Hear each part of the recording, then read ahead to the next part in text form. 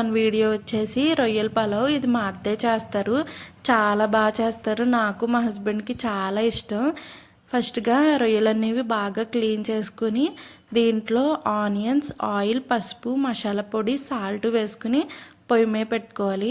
ఇవి బాగా మగ్గిన తర్వాత వాటర్ కూడా ఇంకిపోయిన తర్వాత కారం వేసుకుని పక్కన పెట్టుకోవాలి.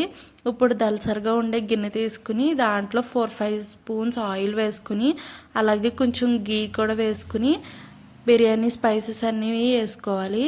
జీడిపప్పు, పొడుగ్గా కట్ చేసుకున్న ఆనియన్స్, పచ్చిమిర్చి, టమాటో కూడా వేసుకుని బాగా ఫ్రై చేసుకోవాలి.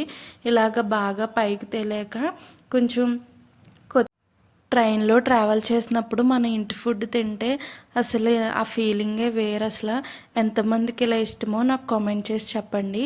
ఇవన్నీ బాగా ఫ్రై అయిపోయిన తర్వాత ఫుల్ వీడియో కావాలంటే మన ఛానల్లో డిస్క్రిప్షన్లో ఉంది, ఒకసారి వెళ్ళి చెక్ చేసేయండి.